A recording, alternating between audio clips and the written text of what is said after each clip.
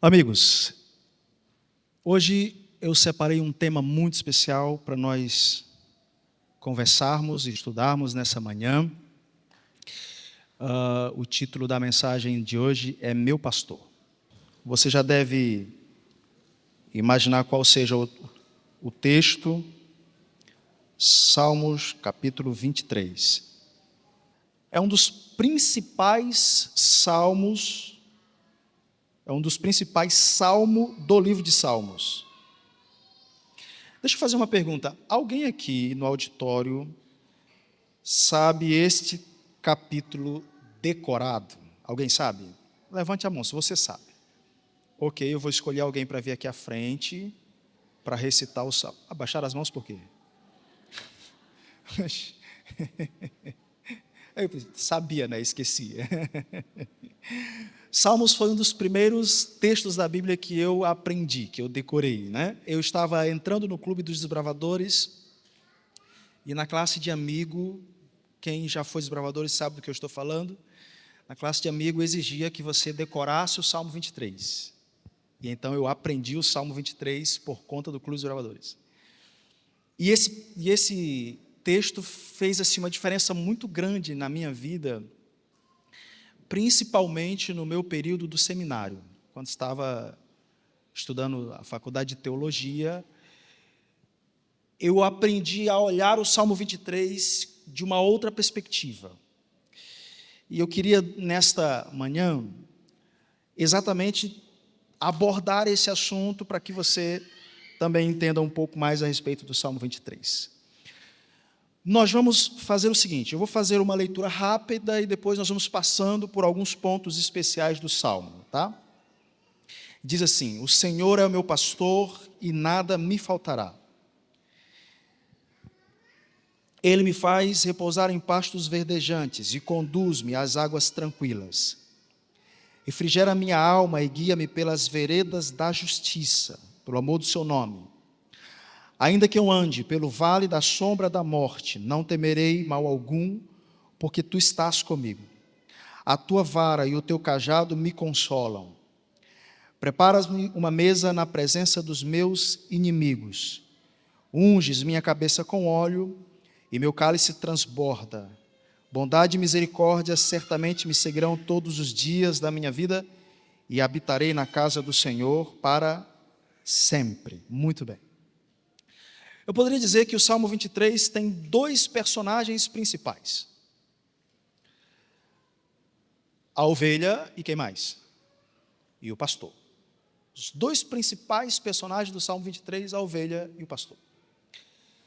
Eu não sei se você já teve a oportunidade de lidar com esse tipo de animal. Talvez você já tenha lido em algum lugar a dificuldade ou a peculiaridade que é lidar com ovelhas. Eu já li vários artigos que falam sobre o assunto. E um dos que mais me chamou a atenção é que falava a respeito da dependência de uma ovelha para com o seu pastor. O autor desse artigo dizia que a ovelha, até mesmo para beber água, dependia de que o pastor conduzisse ela. E se as águas estivessem muito agitadas, a ovelha não bebe. Então, no Oriente Próximo, eles represavam a água, para que a água ficasse o mais calma possível, para que a ovelha pudesse, então, beber. Quando você lê o Salmo 23, você começa a compreender algumas coisas dentro do contexto da época. Para que a ovelha se alimente, ela era conduzida aos pastos pelo pastor. Então, Salmo 23 é o salmo que fala sobre a dependência que a ovelha tem para com o pastor. Tempo atrás eu vi o episódio desta ovelha, a ovelha Cris. A ovelha Cris, existem vários artigos na internet falando sobre a ovelha Cris. Ela se perdeu do pastor, passou anos perdida. Anos depois ela foi encontrada novamente e ela tinha mais de 40 quilos de lã no corpo. Essa era a condição em que ela foi encontrada. Você percebe o volume no qual a ovelha chegou. Foram necessários 5 pessoas para tosquiar a crise, para tirar todos aquela lã que estava no corpo dela. E aí é uma foto da crise após a retirada da lã. Perceba que há alguns ferimentos ali. Nesse artigo é dito que as patas da crise estavam parecidas com feridas, né? Por conta do peso que ela carregava, a crise estava sofrendo aí risco de morte. A história da ovelha Crise, eu acho interessantíssima essa história. É uma ovelha que se perdeu,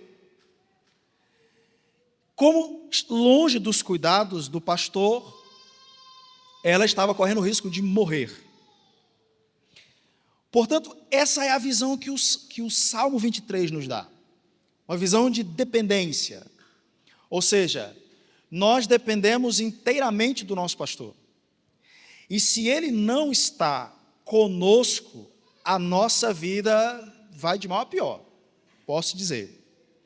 Então, eu poderia dizer a vocês o seguinte: o Salmo 23 é o salmo que fala da presença do pastor na vida da ovelha. Para vocês terem uma ideia como a ausência de um pastor na vida de uma ovelha faz a diferença, olha só, eu coloquei aqui o Salmo 23, o que eu fiz? Eu tirei o pastor do Salmo, tá? Eu vou ler o Salmo 23 sem o pastor. O Senhor não é o meu pastor, tudo me faltará. Ele não me faz repousar em pastos verdejantes e nem leva-me para juntos das águas de descanso. Não refrigera minha alma, nem guia-me pelas veredas da justiça, promote o seu nome. Ainda que eu ande pelo vale da sombra da morte, temerei todo o mal, porque tu não estás comigo. O teu bordão e o teu cajado não me consolam. Não preparas uma mesa na presença dos meus adversários, nem unges minha cabeça com óleo. O meu cálice não transborda, bondade e misericórdia certamente não me seguirão todos os dias da minha vida, e não habitarei na casa do Senhor para sempre. Uma pergunta, faz alguma diferença eu tirar o pastor do Salmo? Completamente. Aliás, toda a diferença. Se eu tiro o pastor do Salmo, o que acontece com a ovelha? Ela vai ficar igual a Cris, sem rumo, sem cuidado.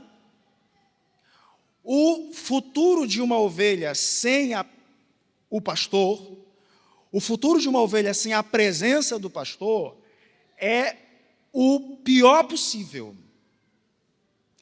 Então o Salmo 23 é o salmo que apresenta a presença do pastor na vida da ovelha.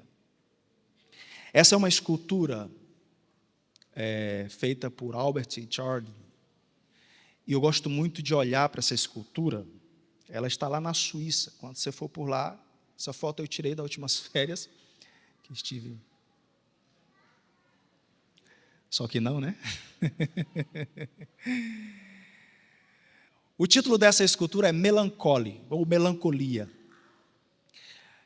Ele esculpiu um homem sentado num banco, todo de bronze. Ele está no tamanho real. E cabeça baixa, olhando para dentro de si. O detalhe da escultura e o que chama a atenção de cara é que há um buraco no meio dela. Ou seja, ali não há espaço para coração e nem os órgãos internos. Na minha visão, essa é uma escultura que define muito bem a vida de alguém sem Deus. Alguém sem Deus é alguém que sente um vazio em si. Às vezes, até mesmo um vazio incompreensível. Ela olha para dentro de si, ela sente que falta algo. E muitas vezes algo que é buscado em outras coisas. Quantas pessoas não tentam, por exemplo, suprir as suas necessidades mais básicas em coisas e acabam se frustrando lá na frente?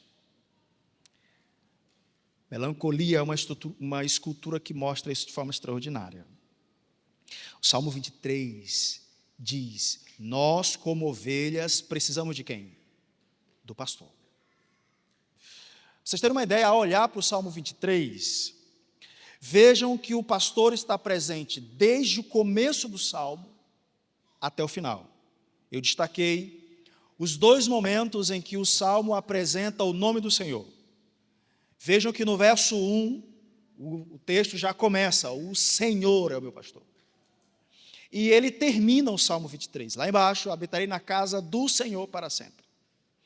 Isso, na literatura judaica, isso é extremamente significativo, porque é como se o pastor iniciasse a jornada da ovelha e estivesse presente na vida da ovelha até o final dela.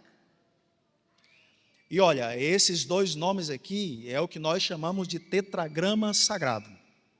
O nome sagrado de Deus, o Yod He Vav He. Aquelas 4 letrinhas em hebraica que ninguém sabe de fato a pronúncia correta.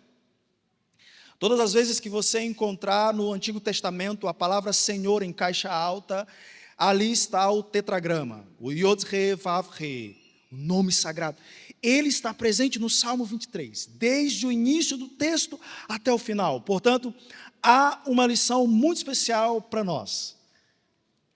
Do começo ao fim da nossa jornada, Deus precisa estar presente, fazer parte da nossa vida, das nossas experiências. Nossa experiência religiosa será inútil sem a presença do pastor. Nossa experiência cristã neste mundo será inútil se o pastor não estiver presente.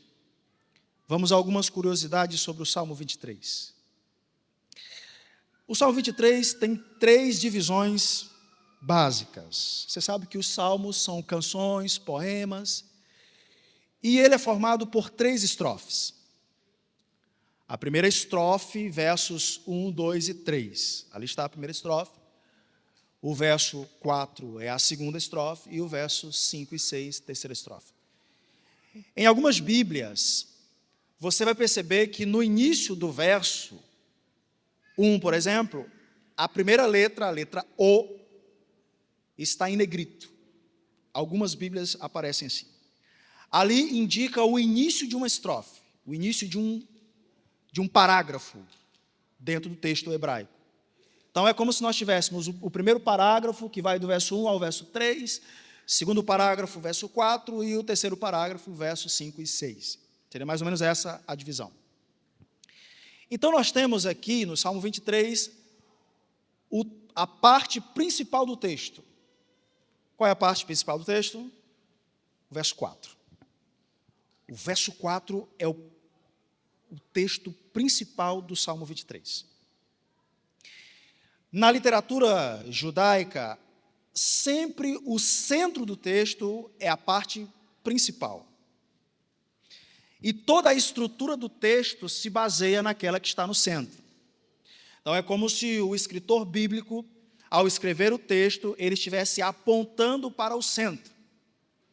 A parte principal do texto é esta aí, o verso 4, ok? Algumas curiosidades mais interessantes sobre o Salmo. Na primeira parte do Salmo 23, você vê que eu estou tirando várias coisas de um capítulozinho do Salmo 23, tá? Na primeira parte do Salmo é apresentado ou enfatizado o pronome ele. O ele é a terceira pessoa do singular. Tem professores de língua portuguesa aqui, sim ou não? Tem, né? Ó, temos um aí. Então, vou pedir licença, porque essa não é a minha área de formação, tá? A terceira pessoa do singular masculino, o ele. Então, é só você ler o texto. O Senhor é o meu pastor. Quem é o meu pastor? Ele é o meu pastor. Ele me faz repousar em pastos. Ele leva-me para junto das águas de descanso. Ele refrigera minha alma. Ele me guia. Então, qual é o foco ou a ênfase da primeira parte do Salmo? O ele. Isso é interessante porque é como se a ovelha estivesse dizendo assim: É como se ela estivesse olhando para o seu pastor e ela estivesse dizendo assim: olha, é Ele quem é o meu pastor, é Ele quem me guia, é Ele quem me conduz, é Ele quem me leva para juntos das águas, entende? Você pode imaginar, por exemplo, o pastor conduzindo as ovelhas, na frente o rebanho, e a ovelha dizendo: Ele é o meu pastor. Só que quando você vai para a segunda parte do Salmo 23, o pronome muda. A ênfase da segunda parte não é mais o ele, é o tu.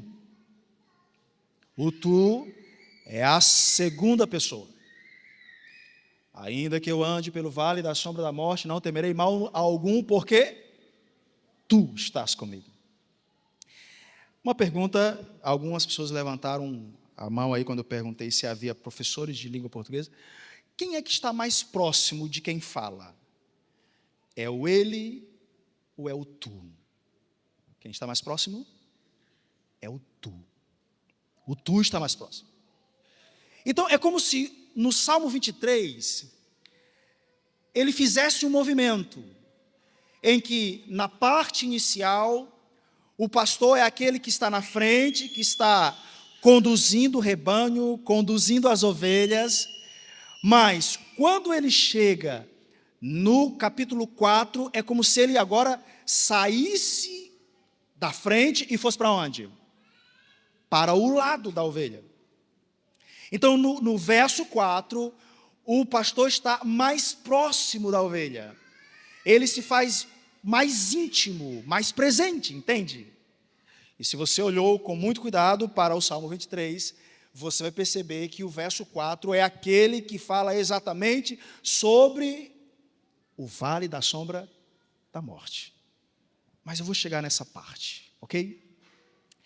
Esse talvez seja o verso que todo mundo conhece do Salmo 23. Capítulo 23, versículo.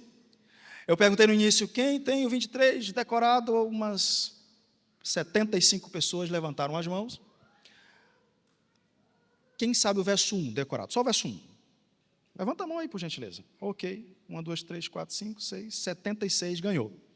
Então, a grande maioria de nós sabemos o verso 1. Tem um detalhe no verso 1.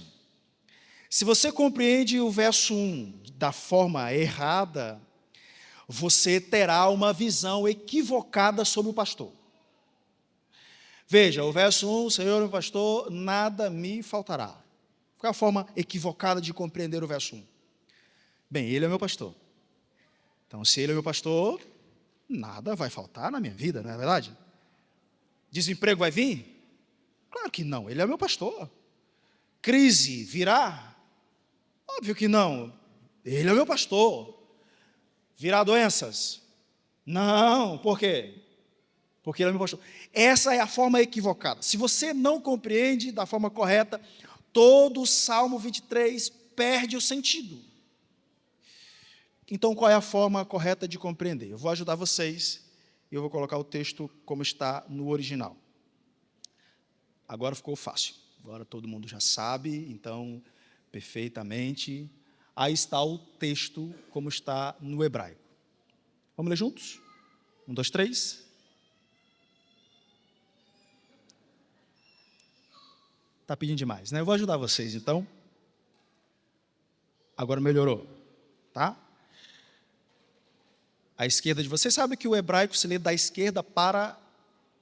Perdão, da direita para a esquerda, tá? Então começa do fim para o começo. Se você pegar uma Bíblia hebraica, você vai começar a ler lá do final. Lá está o livro de Bereshit, primeiro livro da Bíblia. Aí você vai lendo até chegar no final.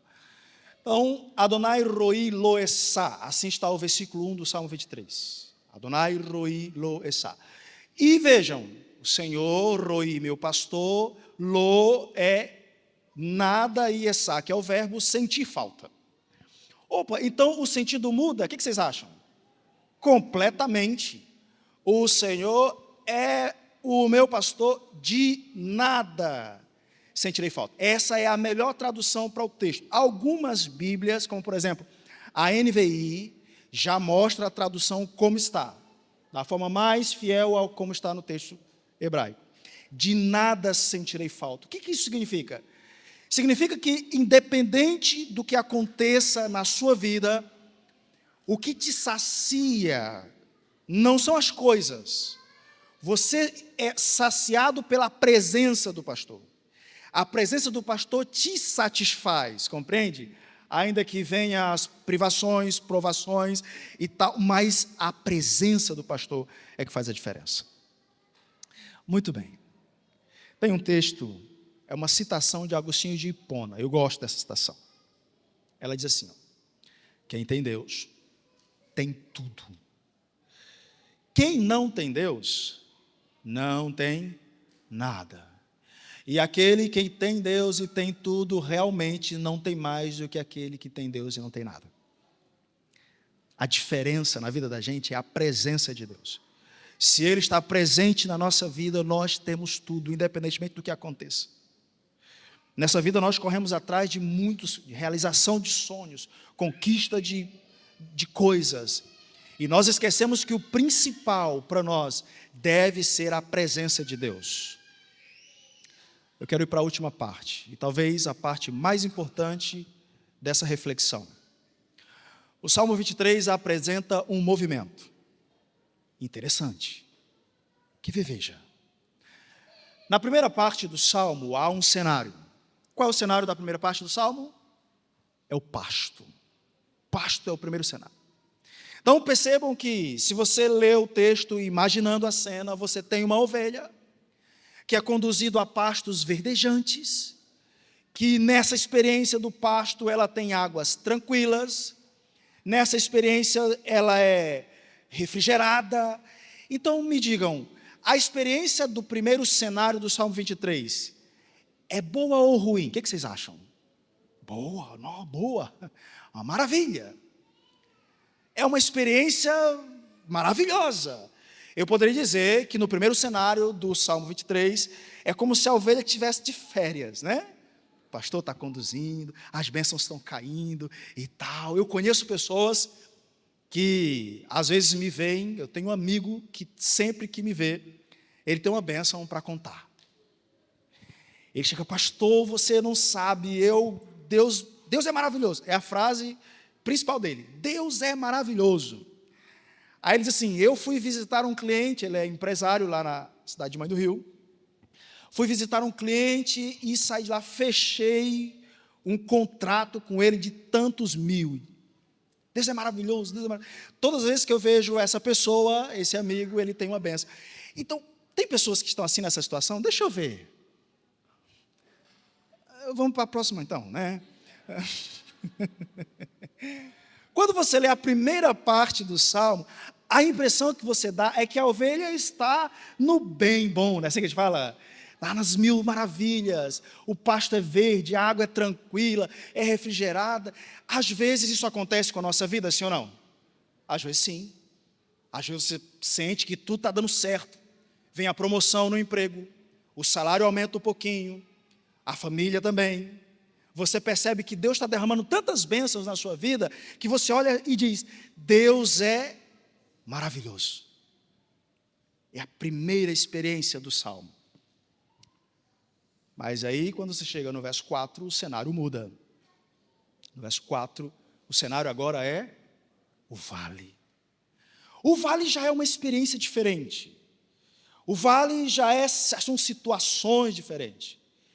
E no Salmo, esse vale é chamado de vale da sombra da morte. Essa é uma expressão que não há uma definição exata do que ela significa. Nem mesmo no texto hebraico há uma definição exata do que ela significa. Inclusive, algumas Bíblias traduzem como um vale tão escuro como a morte. Não é algo definido, mas é a experiência que a ovelha está vivenciando nesse momento. É uma experiência boa ou ruim? O que vocês acham? Não é boa. Não é uma experiência boa. O vale da sombra da morte é uma experiência amarga, ruim, sabe? Aquela experiência que talvez você não gosta, não tem prazer, mas que todos nós, em um momento ou outro, acabamos passando. Talvez eu esteja falando para alguém nessa manhã que esteja passando por um vale tão escuro como a morte. E vejam, não necessariamente precisa ser uma experiência de morte ou luto, mas essa é uma experiência muito única de cada pessoa. Cada um de nós temos o nosso próprio vale. Cada um de nós sofremos as nossas próprias agruras, sabe? As nossas experiências amargas, elas são muito únicas da gente. Eu estava conversando, certa ocasião, com um grupo de jovens, e nós estávamos conversando sobre experiências ruins, e nós chegamos exatamente no vale da sombra da morte. Olha que conversa legal, né? Experiências ruins. E uma das pessoas disse assim: pastor, eu me lembro que o meu vale foi quando eu estava em casa com os meus filhos, e nós estávamos no momento do almoço, e um dos meus filhos engasgou. Eu não me lembro qual foi que ele comeu, eu sei que engasgou. E a criança começou a ficar sem ar, não conseguia respirar, foi desfalecendo, e ela, desesperada, não sabia o que fazer. Botou a criança no colo, pegaram uma moto, eles moravam no interior, e correram para a cidade mais próxima. E ela dizia: eu senti o meu filho morrer nos meus braços. Ela orou com tanto fervor naquele dia, aos prantos, e Deus ouviu a oração dela. Aquele foi o vale dela, sabe? Qual é o teu vale? Quais são as experiências ruins que você tem, experiências amargas que você passa?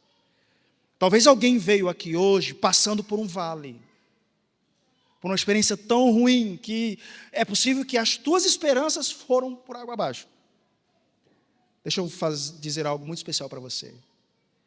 É nesses momentos do vale em que o pastor está mais perto da gente. Sabe o que eu acho interessante? Eu poderia passar horas falando sobre o Salmo 23. Se você olhar para a primeira parte do Salmo, você vai perceber que é como se o pastor está guiando a ovelha. Se vai para a água, o pastor leva. Se vai para o pasto, o pastor leva. Então o pastor está guiando. Quando chega no vale da sombra, você vai perceber que a ovelha assim: ainda que eu ande. Então nota que é uma experiência muito íntima da ovelha. Eu estou vivenciando, experienciando essa experiência do vale da amargura, da tristeza, da decepção. Mas ainda assim, nesses momentos, o pastor está presente. Eu quero ir para a parte final. O terceiro cenário do Salmo 23. Qual é o terceiro cenário? A casa. A casa é o cenário. Faça um exercício comigo. Olhem para a primeira parte, aquela situação boa da ovelha. Ela dura para sempre? Não. Então escuta o que eu vou dizer para você. Você vai passar por momentos bons nessa vida, mas entenda, eles não são eternos.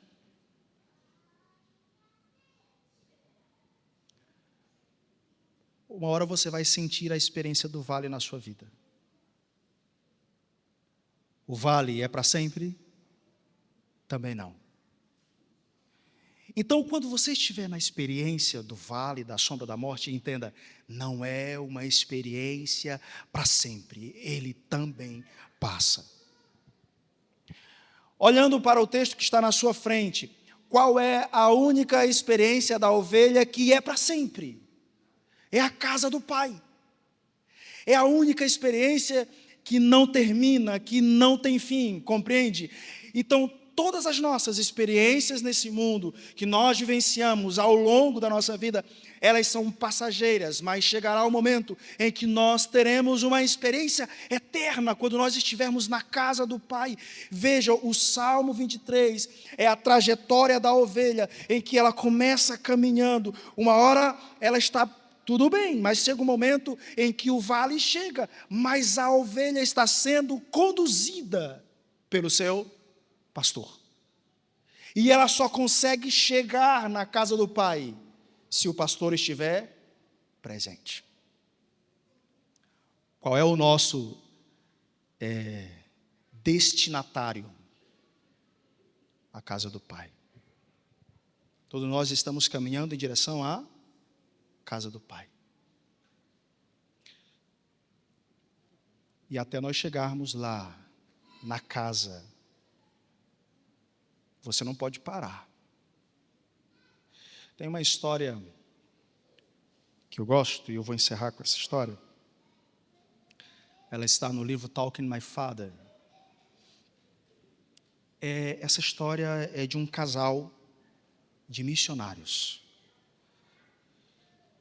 Eles dedicaram a vida inteira deles a falar de Jesus na África. Eu vou resumir a história para vocês. Eles passaram a vida inteira pregando o evangelho no continente africano, mas chegou o momento da aposentadoria. E ali estava o velho missionário com sua esposa, esperando um navio para embarcar e voltar para os Estados Unidos. E ele percebeu que logo no mesmo navio também iria embarcar o presidente dos Estados Unidos. Roosevelt havia passado uma temporada de férias na África para caçar. E ele estava ali, ia voltar para casa também no mesmo barco. E havia ali uma comitiva para se despedir do presidente. E ninguém estava presente para se despedir do velho casal missionário. O missionário então olhou para sua esposa e disse: meu bem, você não acha isso muito injusto? Nós dedicamos a nossa vida inteira a falar de Deus e tal. Aqui nós perdemos tudo, nossa saúde, nossa vida ficou aqui. Estamos indo embora e não tem ninguém aqui para se despedir da gente, para reconhecer, sabe? Reconhecer o que nós fizemos. Agora está lá o presidente, veio umas fériasinhas para tal, e agora tem uma comitiva para se despedir e tal. Isso é muito injusto. A esposa olhou para o maridão e disse assim: bem, fazer o quê, né? Eles embarcaram em direção à casa. No caminho, ele aborda novamente a esposa e diz: meu bem, o mundo que a gente vive é muito injusto. A esposa, já sabendo, pensou: lá vem ele de novo. Dedicamos a nossa vida, pregamos, a saúde foi embora. Ninguém reconhece. Eu duvido, quando nós chegarmos lá, se não vai ter uma comitiva esperando para recepcionar o presidente, com banda e autoridade e tudo, e ninguém para nos receber. Dito e feito, quando ele chegou, estava a comitiva esperando o presidente, gente para abraçar, uma banda, fanfarra tocando. Ninguém para recepcionar o casal de missionários. Ele, revoltado, muito injusto, chegou em casa com a cara desse tamanho, e a esposa disse assim: meu bem, faça o seguinte, vá reclamar com quem te chamou. Ele foi. Ele entrou no seu quarto, fechou a porta, se ajoelhou ao pé da cama e foi orar. Passou um tempo em oração. E ali conversou com Deus. Depois ele saiu. A esposa viu que algo estava diferente. Conversei. Ele te respondeu? Sim, respondeu. Falei para ele: esse mundo é injusto, ninguém reconhece os nossos esforços. Dediquei a minha vida para falar de Jesus. Ninguém reconhece. Qual foi a resposta que ele te deu?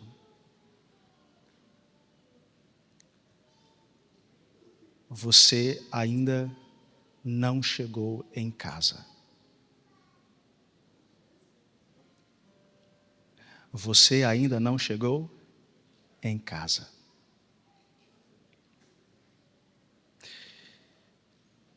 nós não chegamos em casa ainda. Então pode ser que nessa trajetória a gente ainda passe por muitas experiências amargas. Pode ser que em algum momento você acabe pensando em mudar de rota. Siga firme, siga em frente. Porque o nosso destino é a casa do Pai. Deus querido,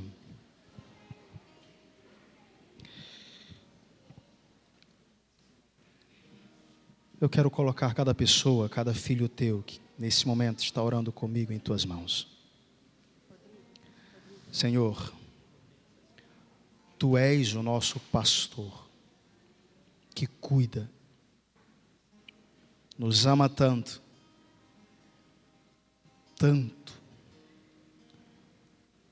que foi capaz de dar a vida pelas ovelhas.